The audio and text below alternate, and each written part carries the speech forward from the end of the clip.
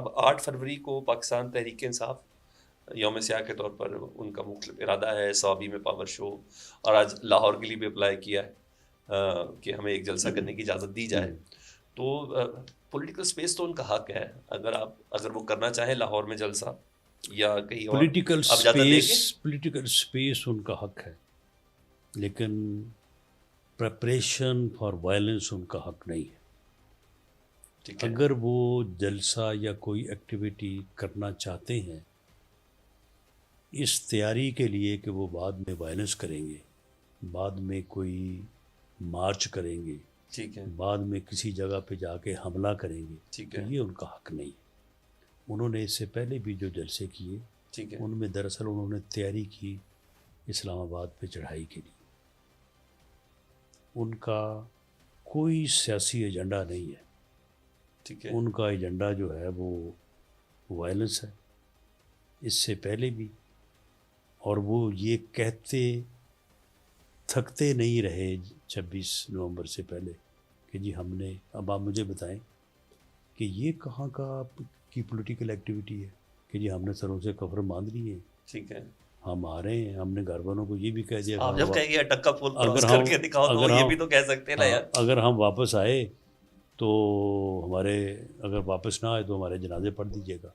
تو ان کو پھر ہم کیا یہ کہیں کہ جی بسم اللہ آئیں، ہم آپ کے لیے ہار لے کے کھڑے ہیں.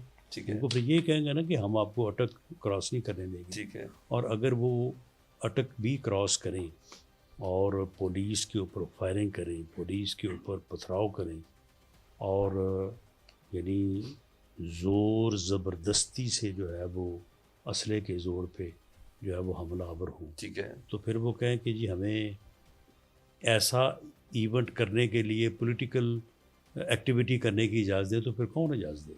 اچھا رحمان صاحب، کیا یہ بات ہم سب پہ واجب ہے پورے پاکستان میں کہ جو حکومتی موقف ہے اسی کو ہی سچ جانا جائے؟ ہمیں آنکھیں بند کر کے حکومت کی اسٹیٹمنٹ کو ماننا چاہیے کہ وہی جو اس کی جو اسٹیٹمنٹ ہے انفیکٹ جو انسیڈنٹ ہے ویسے ہی اگر ہوا ہے؟ اس کو کہ وہ لوگ نہیں مانتے، وہ کہتے ہیں ہم نے ایسا کچھ کیا ہی نہیں. اس کو نہیں، اچھا چلیں ان چیزوں کو انالائز کرنا چاہیے نا. آپ مجھے بتائیں کہ جو ان کا یہ جو ان کا اسٹیٹمنٹ ہے یہ ان کو نہیں دیا، کوئی کہہ دے کہ جی آپ تو غلط کہہ رہے ہیں. علی امین گنڈاپور نے تو کبھی نہ کفن کی نہ جنازے کی، بالکل کہی انہوں نے بات بالکل کی. جو لوگ وہاں سے، ان کی زیادہ سے زیادہ تعداد جو ہے وہ 20-22 اور کم سے کم 10-12. کیا وہ لوگ مسلح نہیں تھے؟ کیا وہ لوگ، آپ مجھے بتائیں کس پوائنٹ کے اوپر جہاں جہاں بھی پولیس نے ان کو روکا انہوں نے جو ہے وہ آگے سے فائرنگ نہیں کی، انہوں نے آگے سے ٹیئر گیسنگ نہیں کی. اور یہ چنگی نمبر 26 کے اوپر جتنی فائرنگ ہوئی ہے تو یہ سبھی کے سامنے ہے نا. اور پھر وہ ریڈ زون میں آ کے داخل ہونے کے لیے ڈی چوک آنا چاہتے تھے نا. تو اس میں اگر ہم یہ غلط کہہ رہے ہیں تو بالکل اس کو انالائز کیا جائے. آپ کہیں کہ جناب آپ ایسے ہی 15-20 ہزار لوگ کہہ رہے ہیں، وہاں پہ تو کوئی بھی آیا ہی کوئی نہیں. نہ کوئی ادھر سے چلا نہ کوئی ادھر پہنچا، کوئی آیا ہی نہیں ہے. اگر وہ چاہیں، وہ آپ کیا گارنٹی مانگتے ہیں؟ کیا ہاتھ پیر باندھ کے آئے ہیں؟ کیا کریں وہ کہ بھائی ہم جلسہ کرنا چاہتے ہیں؟ کیوں آئے وہ؟ اگر جلسہ کرنا چاہیں وہ سنجانی میں، لاہور میں، نہیں جلسہ کرنا چاہتے ہیں تو وہ جلسہ کرنے کے لیے وہ پہلے سے انتظامیہ ایڈمنسٹریشن کے ساتھ جو ہے وہ جگہ کا تعین کریں. اور اپنی، اب دیکھیں نا، آپ کل کو وہ کہتے ہیں کہ جی ہم نے اسلام آباد میں جو ہے وہ جو 9/8 کی گراؤنڈ ہے، ہم نے وہاں پہ جلسہ کرنا ہے. تو انتظامیہ پھر اس بات کو انشور تو کرے گی نا کہ آپ جلسہ کرنے کے بعد پھر ڈی چوک کی طرف نہیں آئیں گے، ریڈ زون کی طرف نہیں آئیں گے.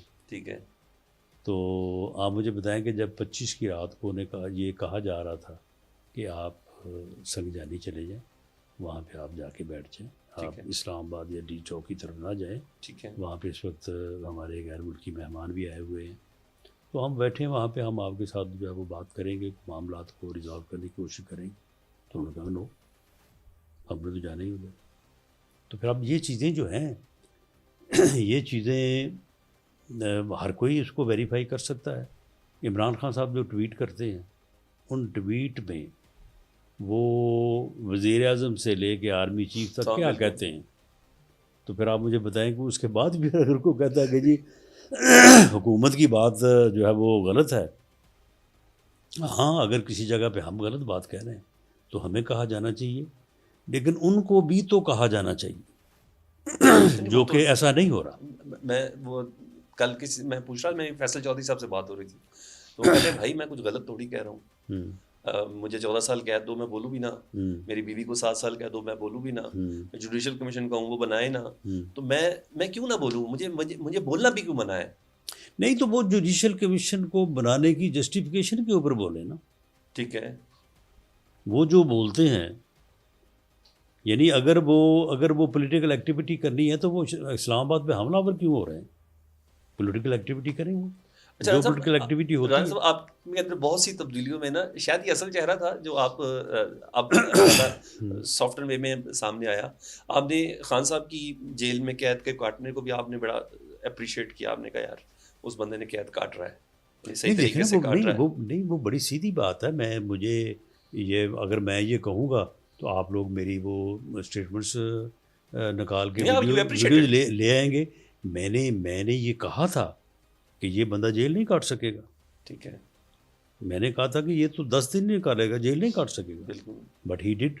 تو پھر جو بات ہو گئی ہے تو اس کو پھر ماننا تو چاہیے۔ اب ہے آپ کے مخالف جس طرح کے ٹویٹس کرتے ہیں، جس طرح کی اسٹیٹمنٹ دیتے ہیں، تو پھر میں کیا یہ کہہ دوں کہ وہ جیل میں ہے ہی نہیں؟ نہیں، میں یہ کہہ رہا ہوں کہ ہیں آپ کے مخالف، ان کی گفتگو سے، ان کی باتوں سے، ان کے ٹویٹ سے کہیں نا ڈیل والا عنصر نہیں آ رہا کہ وہ کوئی این آر او مانگ رہے یا ڈیل مانگ رہے ہیں، ہمیں ایسا نہیں لگ رہا۔ اگر ایسا ہے نہیں، وہ مانگ تو رہے ہیں لیکن وہ مانگ کسی اور سے مانگ رہے ہیں، لیکن انہیں میں یہ سمجھانے کی کوشش کرتا ہوں کہ چلیں آپ اگر یہ سمجھتے ہیں کہ کہیں اور سے ملے گی، بھلے وہیں سے ملے، لیکن یہ ملنے ہمارے تھرو ہے۔ وہ تو وایا سیٹلائٹ تو آپ ہی ہے، وہ میری اس بات کو سمجھ لیں، سگنل وایا سیٹلائٹ ہی آئے گا، سیٹلائٹ اوپر ہے سر اس میں۔ اچھا یہ بتائیے، آپ عمران خان صاحب کو، کیونکہ آپ نے تو بہت سے لوگوں کو اندر اور باہر آتے ہوئے دیکھا، آپ مستقبل قریب میں رہا ہوتے دیکھتے؟ دیکھیں ان کو 14 سال قید ہے، ٹھیک ہے، اگر وہ قید سیٹ اسائڈ نہیں ہوتی، ٹھیک ہے، تو پھر قید پوری کر کے پھر آئیں گے جب بھی آئیں گے۔ ٹھیک ہے، اچھا ٹھیک ہے۔ دوسرا ذرا مجھے دھڑے بندیوں کا بتائیے گا، سپریم کورٹ میں سرٹن دھڑے بندیاں جو چل رہی ہیں اس پہ تھوڑی روشنی ڈالیں، کیونکہ ویسے یہ بات ہے کہ شاید میں نے ترامیم کو، باقی ترامیم کو اتنے غور سے نہیں پڑھا، شاید اس ترمیم کو بہت غور سے پڑھا ہے۔ سر مان گیا ان ذہنوں کو جنہوں نے یہ 26ویں آئینی ترمیم بنائی ہے، روز ایک نہ ایک پوائنٹ آتا ہے جو اتنا مستقبل کی شناسائی تھی کہ مستقبل میں یہ چیلنج ہو سکتے ہیں، ان تمام کو دیکھتے ہوئے میں ادھر اسلام آباد ہائی کورٹ کے ججز کی بات کروں یا سپریم کورٹ میں بھی آنے والے 8 ججز کی بات کروں، ایک ہائی کورٹ سے دوسرے ہائی کورٹ میں ججز کی ٹرانسفر کی بات کروں، یہ سب چیزیں 26ویں آئینی ترمیم سے ہو رہی ہیں۔ کیا ویژن تھا سر، یہ مجھے بتائیں۔ چیلنج تو سارے وہی سچویشن کے حساب سے ترمیم سے نکل رہی سب چیزیں۔ 26ویں ہماری تو ہے ہی نہیں۔ اچھا، یہ 26ویں ترمیم جو ہے ہماری تو تھی کانسٹیٹیوشنل کورٹ، ٹھیک ہے، PMLN پیپلز پارٹی، آج سے تقریباً کوئی 20 سال پہلے، آپ یہ 2005-6 کی بات ہوگی،